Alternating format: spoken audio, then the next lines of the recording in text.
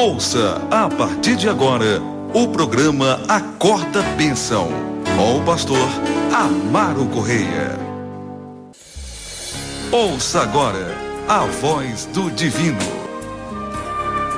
Louvado seja o nome do Senhor Jesus. Amém? Antes de ministrar essa palavra, temos um testemunho aqui, uma expressão de gratidão da nossa querida irmã Iris. Agradece as orações de todos, amém? Agradece as orações de que sua mãe foi mencionada, né? A mãe dela já está de alta. Ela agradece assim: a paz do Senhor, pastor, quero agradecer suas orações e dos ouvintes de Claudinete. Minha mãe recebeu alta, já está em casa. Paz do Senhor para Luan, amém? Que Deus abençoe, irmã Iris, em nome do grande, o Senhor Jesus. Pode ser para a nossa irmã Cícera Borges, aí na UR11, né? Em nome do grande, o Senhor Jesus. Louvado seja Deus. Muito bem, nós vamos agora, sim, à ministração desta palavra de Deus. Mateus, capítulo de número 14. Amém? Mateus, capítulo de número 14, a parte 2. Nós compartilhamos ontem, ou na primeira abordagem de Mateus 14, acerca de João Batista, e seria muito importante você ouvir essa ministração novamente, né?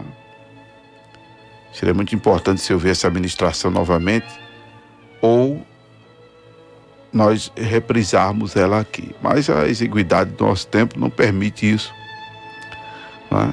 Então, sugiro que você escute esta abordagem do capítulo 14, a primeira parte. Muito edificante. Ainda hoje estamos alimentados com esta palavra.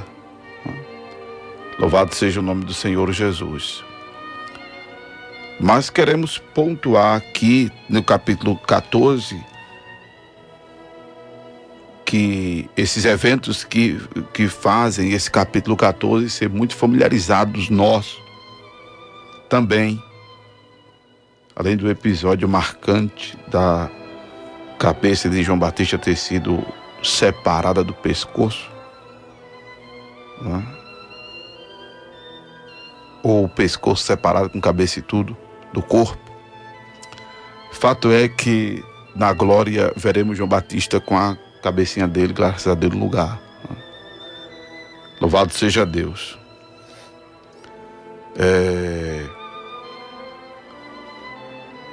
O capítulo 14, ele é familiarizado por esse episódio aqui da multiplicação dos pães e também por Jesus andar por cima do mar. É gloriosa esta multiplicação dos pães. O episódio de Jesus pegar 5 pães, 2 peixes e dar de comer a uma multidão. Uma multidão que a gente estima assim, 15 mil pessoas. Estimamos 15 mil pessoas porque 5 mil homens é o que só era contado, só os homens eram contados, até por uma questão cultural da época, que as mulheres não terem o valor devido, as crianças também não serem muito apreciadas, né, até então. E 5 mil pessoas era a quantidade alimentada aqui. Mas aí você contabiliza a quantidade de mulheres. Normalmente se tem mais mulheres que homens. Qualquer congregação que você vai, normalmente em um evento, né? O número de mulheres sempre maior. Então vamos tirar assim, um pelo outro, incluindo as crianças, que onde tem homem tem mulher, onde tem homem e mulher tem criança, umas aproximadas 15 mil pessoas, né? Que Jesus dá alimenta com a multiplicação de 5 pães e 2 peixes. 5 pães e 2 peixes. Que a multidão, inclusive, se sacia e ainda sobejam 12 cestos cheios. 12 cestos cheios. Louvado seja Deus. Esse milagre da alimentação registrado nos 5 evangelhos, ou nos 4 evangelhos, aliás, 5 mil, registrado em todos os 4 evangelhos. Louvado seja o nome do Senhor Jesus, que dá uma destacada assim no fato de Jesus Cristo ser o supridor, ser o que provê não só para o espírito, mas para o corpo, né? O poder operacional de milagres,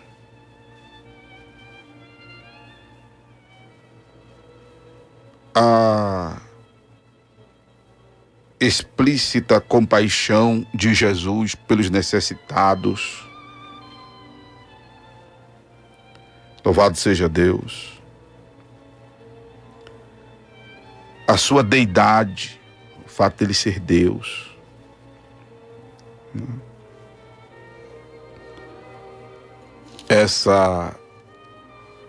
Esse episódio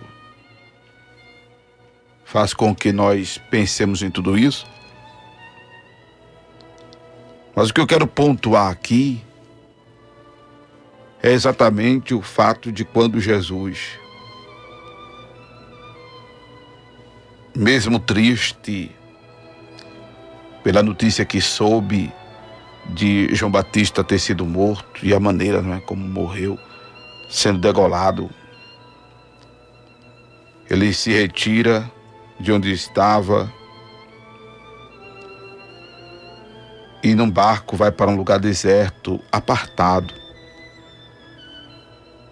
Mas quando ele sabe que o povo o seguia a pé desde as cidades, ele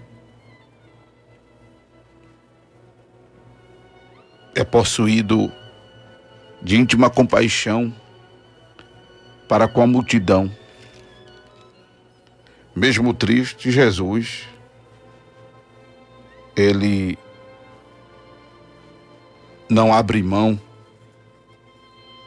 da missão que ele tinha. E aí, de cabeça erguida, focado na missão exatamente de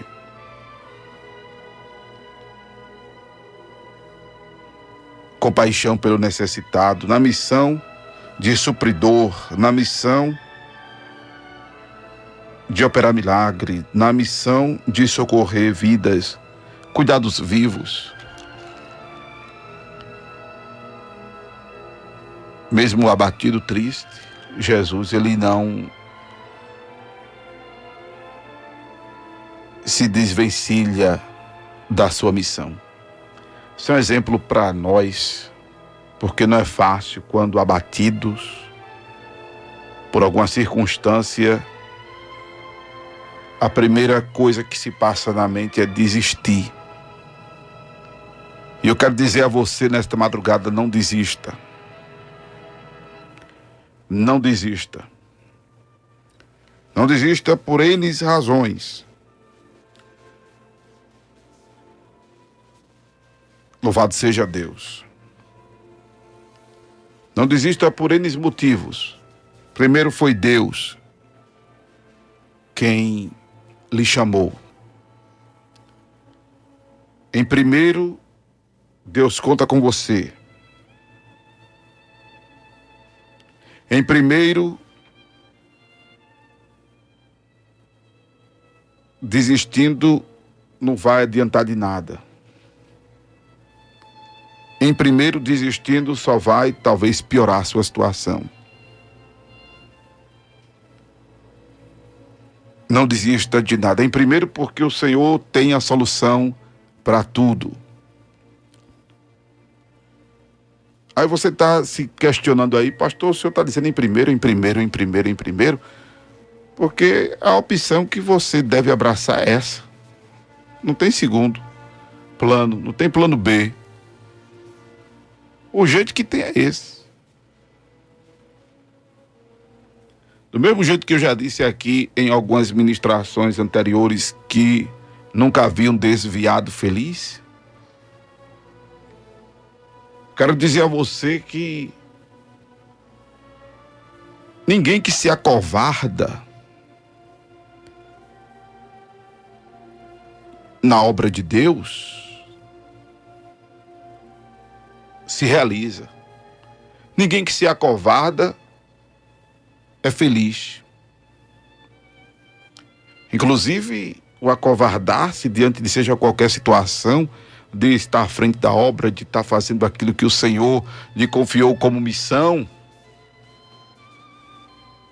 faz com que você cause um dano maior àquele que lhe chamou para a obra. O Senhor diz que não se agrada dos covardes. Há uma expressão, deixa eu ver se eu acho aqui, associada a esta palavra covarde, né? Com relação ao Senhor, com relação à obra do Senhor, né? Que o Senhor não se agrada disso. Louvado seja Deus. Deixa eu ver se eu acho essa expressão aqui. Mas é algo assim, do tipo, que Deus não se agrada. Né? Que Deus não se agrada dos que recuam, dos que desistem. E em não agradando a Deus, se causa um dano maior a si mesmo. Porque quando a gente desagrada a Deus, a gente atrai maldição, a gente atrai... A palavra maldição já é abrangente, né? Porque maldição é tudo aquilo que contrasta com o que é de bênção. Maldição, para quem tem saúde, é doença. Maldição, para quem está bem financeiramente, é a falência. Maldição, para quem está feliz, alegre, é a tristeza. É a angústia, é o abatimento. Maldição para quem tem alguma coisa é perder o que tem. Maldição é o que contrasta com o que é bênção. Como bênção é tudo aquilo que contrasta com o que é maldição. E em desagradando a Deus, a gente atrai maldição para as nossas vidas. Então não desista. Não desista. Eu não vou ocupar o tempo pouco que eu tenho aqui procurando esse versículo, mas se alguém porventura achou o versículo associado aí, onde tem a palavra, diga aos covardes, tem a expressão lá em Juízes, diga aos covardes que voltem, né? Mas é uma outra expressão que o Senhor fala de não se alegrar, de não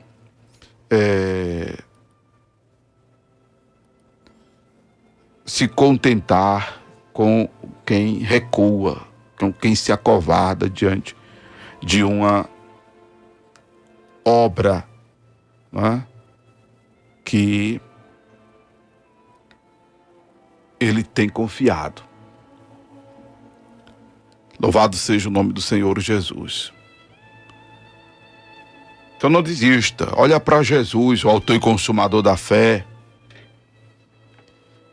olha para Jesus, o autor e consumador da fé. Inclusive em Hebreus, capítulo de número 12, versículo 2, a palavra de Deus manda que olhemos para Jesus, o autor e consumador da fé. E olhar para Jesus é, por exemplo, seguir o seu exemplo. Como ele mesmo disse, eu vos dou exemplo para que vós façais o mesmo. E entre o contexto que Jesus falou, tá aqui mais um exemplo, né? Que mesmo triste, mesmo abatido, você observe que ele procurou ficar sozinho, apartou-se, saiu da presença da multidão. É o que dá vontade em nós, em momentos de tristeza, de depressão. Aliás, a depressão nos leva a isso, a esse enclausuramento, não é? A se retirar, a sair do meio da multidão.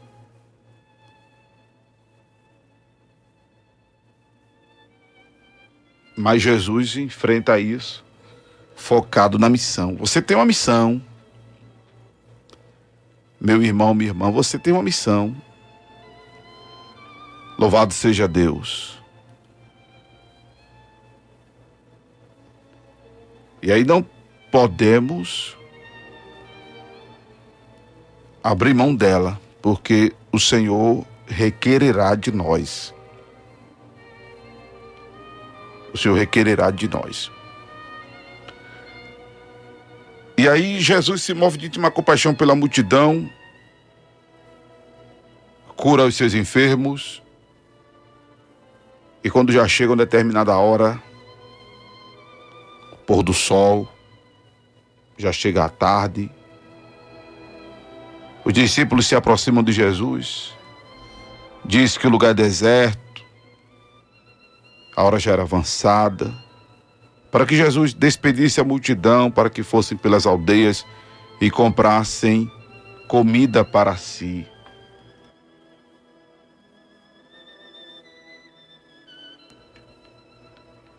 E aí, Jesus chama a atenção dos discípulos e lança sobre eles a responsabilidade do cuidado com a multidão. Ele lhes diz: dá-lhes voz de comer. Dá-lhes voz de comer. Mas como dá de comer a uma multidão daquela? Hã? Como dá de comer a uma multidão daquela?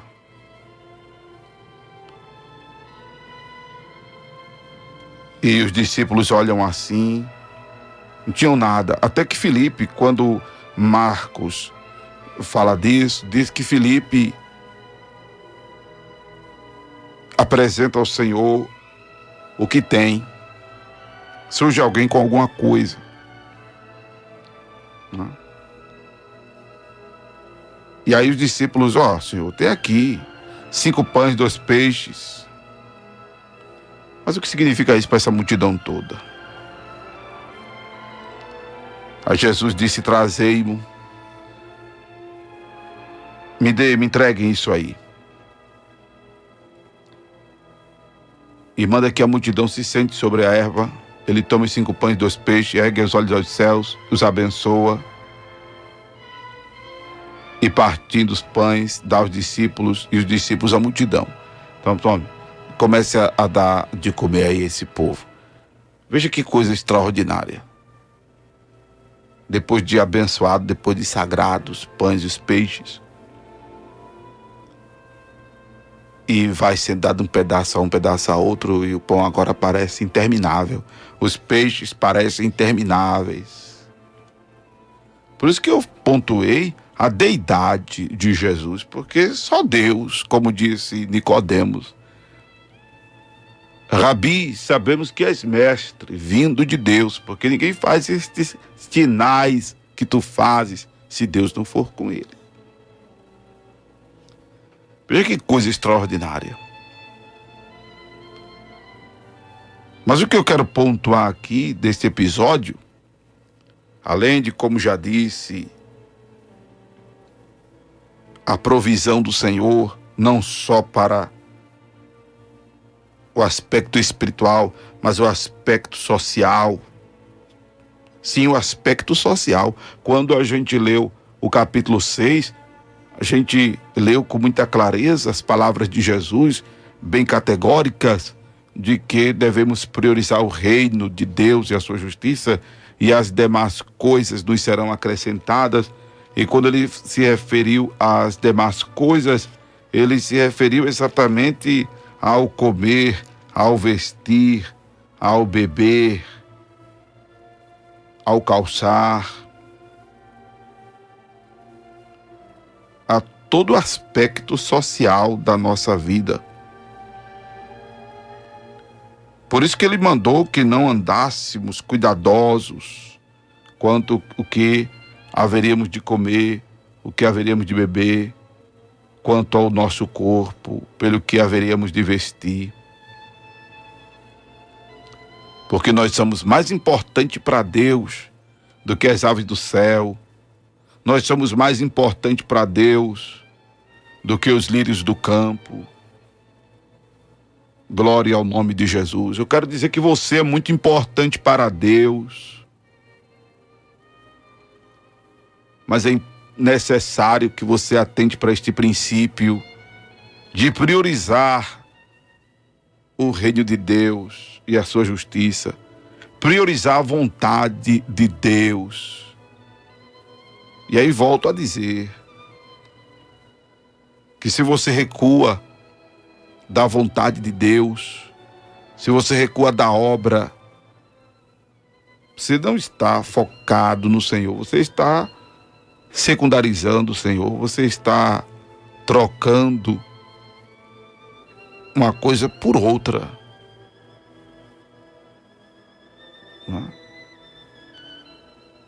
Para que inclusive flua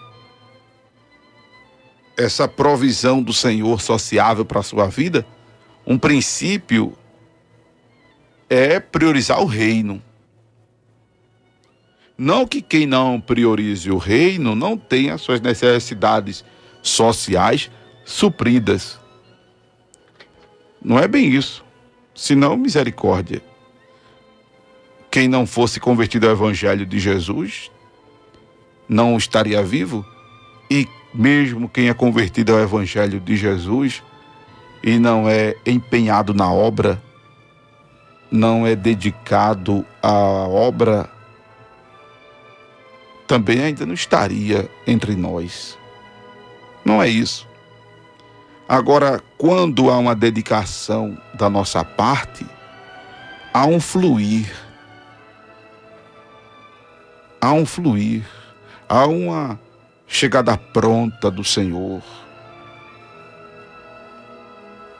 Quando os filhos de Israel secundarizaram a obra de Deus, está lá no no livro de Ageu, no livro do profeta Ageu, quando os filhos de Israel secundarizaram a obra de Deus, capítulo 1, o livro de Ageu é o antepenúltimo livro do Velho Testamento. A gente aprende lendo esse livro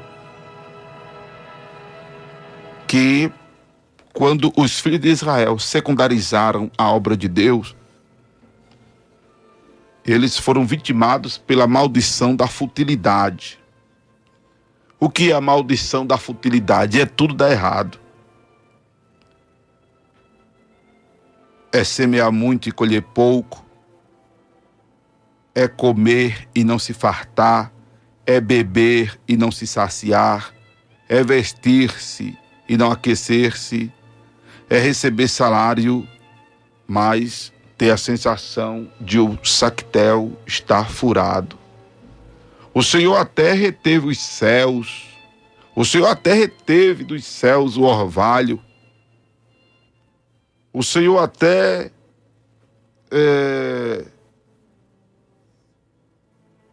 fez a seca vir sobre a terra, sobre os montes, sobre o trigo, sobre o mosto, sobre o azeite, sobre o que a terra produzia, como também sobre os homens, sobre os animais. sobre todo o trabalho das mãos deles.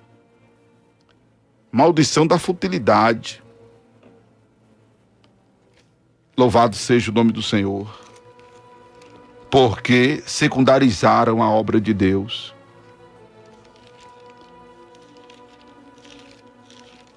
Quando nós secundarizamos a obra de Deus, mesmo sem crise, a gente vai mal. Porém, priorizando a obra de Deus, mesmo em crise, a gente vai bem. Está vendo essa necessidade que o Acorda Bênção está vivendo? Estamos priorizando a palavra. Eu não tenho aberto mão da pregação. Eu poderia fazer programas desde o dia 15 ou antes, quando eu soube da dificuldade, antes do dia 15, dia 13, dia 14, eu poderia ter feito um programa só de apelo. Mas observe que desde lá até hoje eu venho ministrando a palavra. Eu não tenho aberto mão do propósito do Acorda Bênção estar no ar, da motivação existencial do Acorda Bênção estar no ar. E sabe de uma coisa? O número de 60 pessoas que eu estou precisando até o final deste mês, a R$50, para a glória de Deus, já caiu para 53 pessoas. Eu não duvido que até o final do mês, Deus vai mover pessoas para nos ajudar. Se eu recuar é pior. Se eu recuar é pior.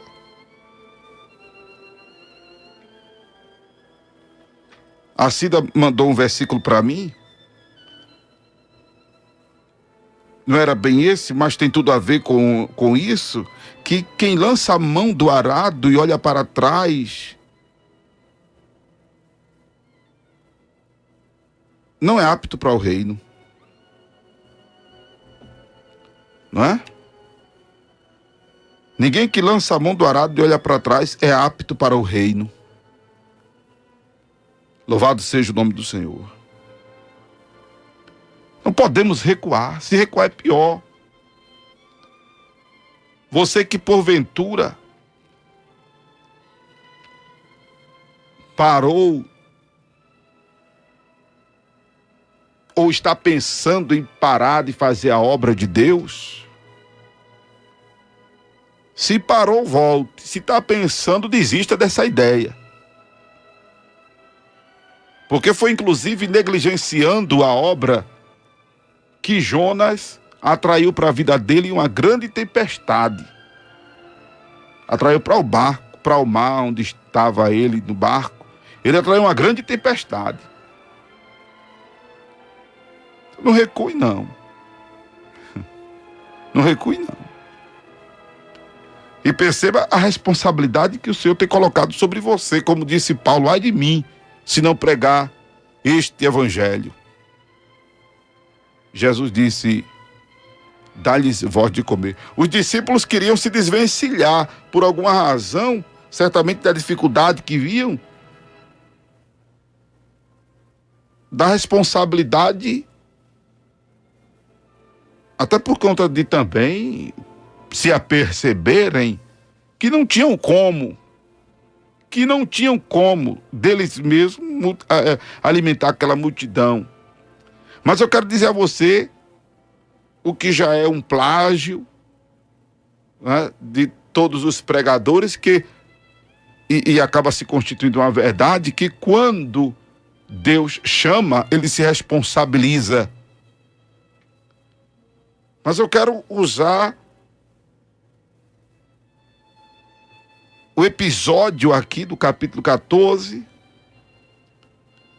que é a presença de Jesus que capacita a gente, que nos condiciona a fazer aquilo que humanamente falando nós não podemos.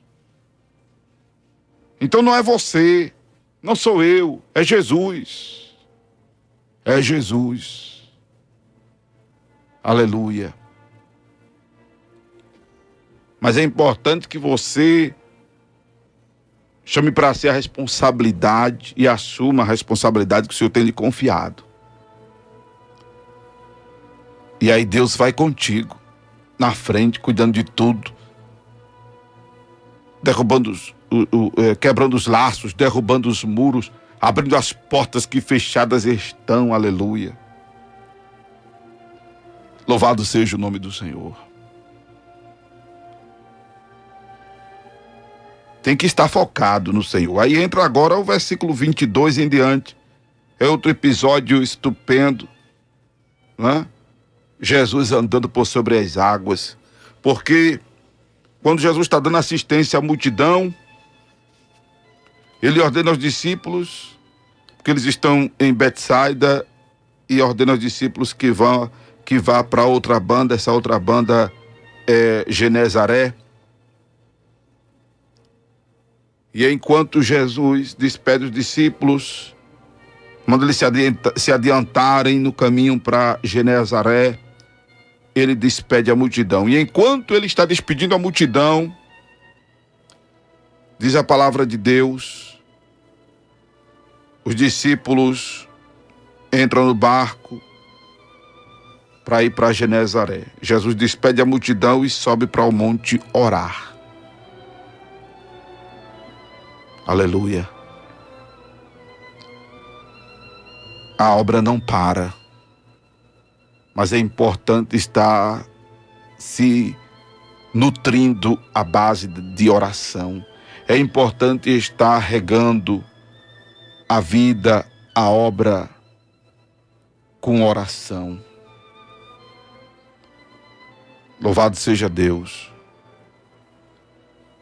Jesus, mesmo sendo quem era, orava. Imagine o quanto eu não preciso orar. Imagine o quanto você não precisa orar. Imagine o quanto nós não precisamos orar.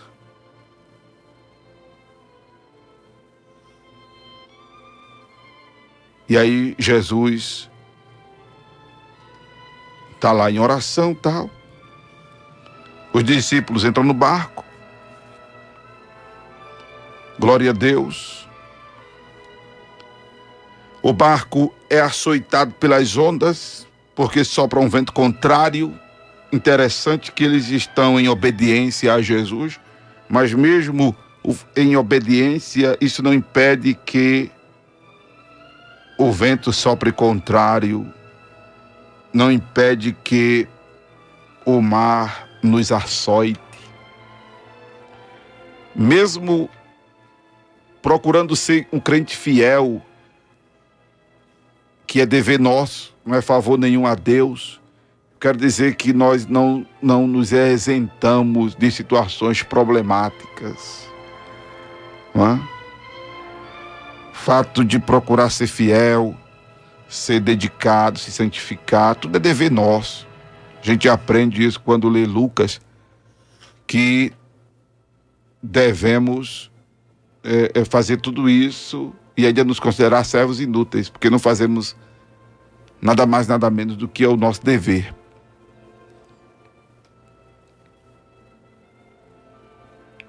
E mesmo assim, não nos isentamos de situações problemáticas.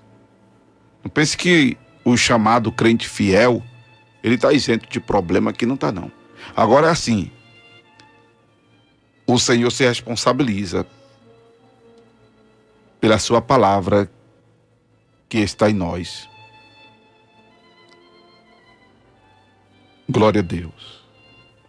E se você se esmera em fazer a vontade de Deus, se você se esforça em agradar a Deus, se você se empenha em santificação, se você se empenha em devoção, e aí o problema vem, o mar lhe açoita, o vento sopra ao contrário, eu quero dizer que Jesus se sente responsável pela sua vida e vai ao seu encontro para lhe dar a vitória. Agora, a obediência atrai situações, a desobediência atrai situações, problemas. E aí, quando a situação, problema é produto da nossa obediência, somos nós quem devemos nos humilhar diante de Deus, transformar o nosso riso em pranto, o nosso gozo em tristeza, purificar nossas mãos pecadoras, lamentar e chorar, humilhar-se sob a potente mão de Deus, para que a seu tempo Deus mude o quadro. A culpa é nossa. Se a culpa é nossa, a responsabilidade é nossa. Tiago capítulo 4, versículo 8 ao 10. Se fizermos por onde o problema existir, devemos procurar remediar a situação. Se retratar com Deus, consertar nossas vidas, para que removamos de nós a maldição. Mas se a situação, o problema vem, a gente estando fazendo a coisa certa, a gente em santificação, em comunhão com Deus, com a mão no arado, sem olhar para trás, aleluia. E aí vem a situação, o problema, fique tranquilo. Fique tranquilo. Porque do mesmo jeito que na quarta vigília da noite, Jesus se dirigiu aos discípulos, Ele vai te dar vitória. Ele vai te dar vitória. O negócio é não perder o foco. Não é? E a gente aprende nesse episódio aqui, Jesus andando por cima das águas, e assustados os discípulos, pensando que era um fantasma, gritavam com medo. Jesus logo cuidou de tranquilizá-los, dizendo que tivessem bom ânimo, que era ele, que eles não temessem. Aí Pedro disse: Senhor, se és tu, manda-me ter contigo por cima das águas. Ele disse a Pedro: vem. E Pedro, descendo do barco, andou sobre as águas para ir ter com Jesus. Mas observe o versículo 30. Porém, sentindo o vento forte, teve medo. E começando a ir para o fundo, clamou, dizendo: Senhor, salva-me. E Jesus logo estendeu a mão, segurou Pedro e disse-lhe: homem de pequena fé, por que duvidaste? Louvado seja Deus. E aí, quando subiram para o barco, acalmou o vento. E aí os que estavam no barco adoraram a Jesus, dizendo: verdadeiramente, és verdadeiramente o Filho de Deus.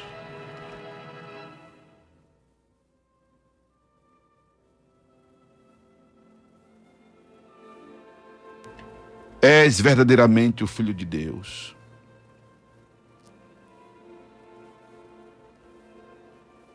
Mas observe, o versículo 30, que Pedro começou a sentir o vento forte. O vento já vinha forte, fazia tempo.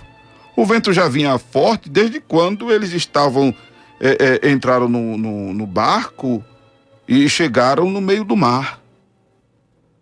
Porque foi da quarta vigília da noite, não é? Que Jesus foi ter com eles. Já se haviam passado aproximadamente aí umas 3 horas que eles estavam no mar. O vento já vinha forte, ó. Fazia tempo. Só que agora Pedro recebe uma palavra de ordem do Senhor, a palavra bara, a palavra viva. Quando o Senhor diz para que ele fosse ao seu encontro, e Pedro sai do barco e começa a andar por cima das águas também. Mas sentindo o vento forte, a gente é levado a exatamente, não conjecturar, mas a raciocinar que quando Pedro sai do barco e começa a andar sobre as águas, ele está olhando para Jesus, ele está focado em Jesus. Mas aí quando ele começa a tirar Jesus do centro das suas atenções, aí ele se apercebe que o vento estava forte. E aí essa tirada de Jesus do centro das atenções, foi o que fez ele começar a afundar. Muita gente tem afundado, outro tanto está afundando, porque deixou, e alguns estão deixando de olhar para Jesus.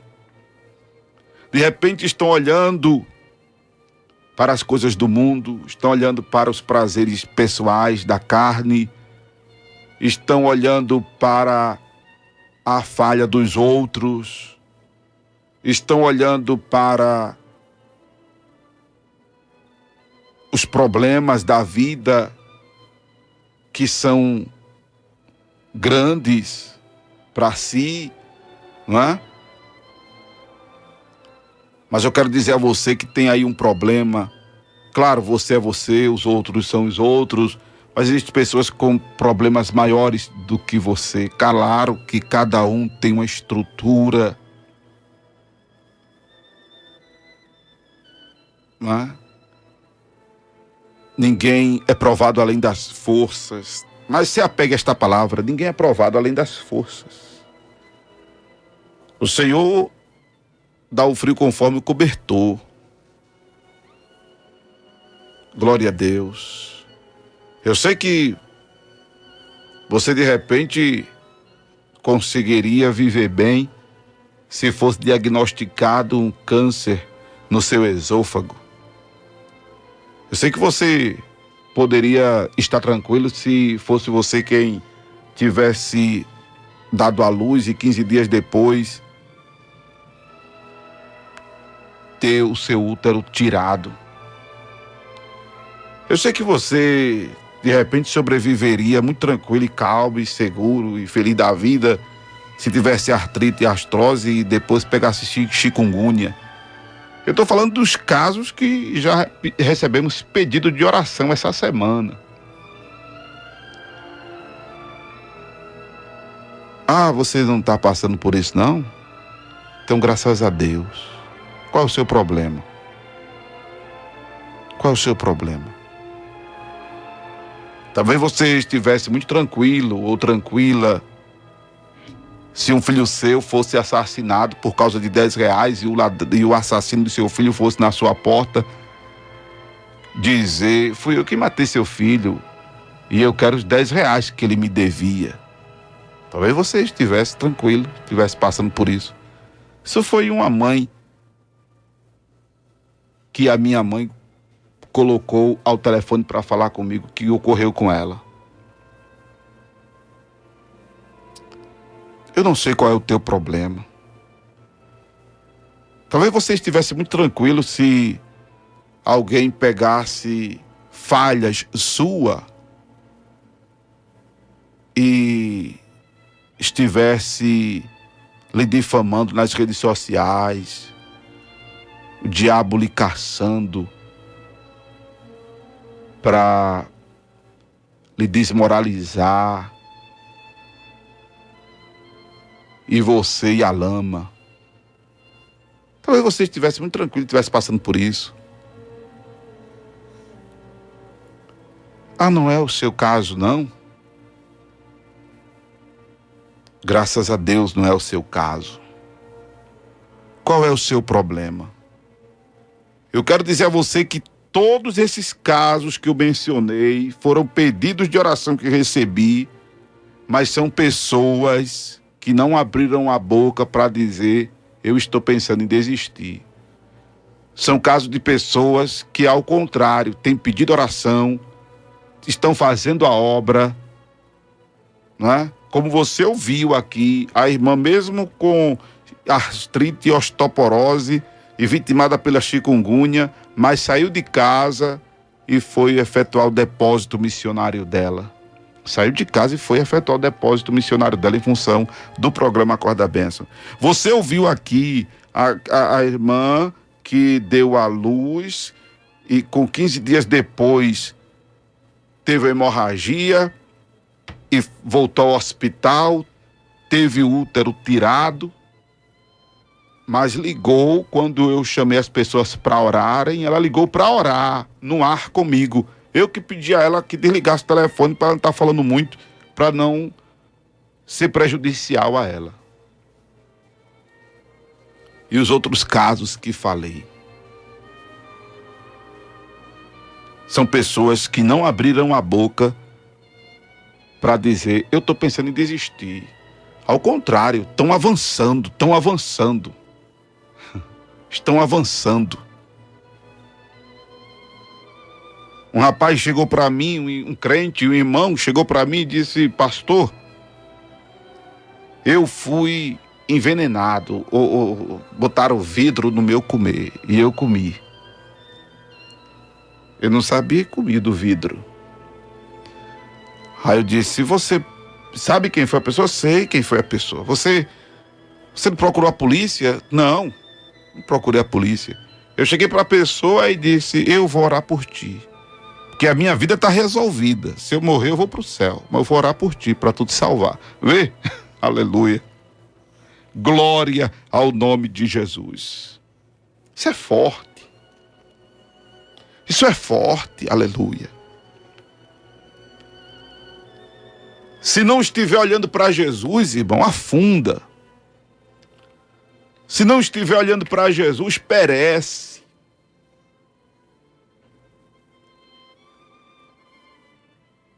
Independente de qual seja o teu problema, olha para Jesus, levanta a tua cabeça.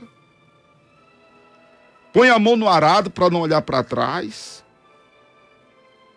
E se está com a mão no arado e olhando para trás, ei, acorda para Jesus, olha para frente. Olha para Jesus, o autor e consumador da fé, o qual, pelo gozo que lhe estava proposto, suportou a cruz, desprezou as afrontas e sentou-se à destra da majestade divina. Levante a tua cabeça. Louvado seja o nome de Jesus. Levante a sua cabeça, meu irmão, minha irmã. Aleluia. Louvado seja Deus. Louvado seja o nome do Senhor Jesus. Desistir é pior.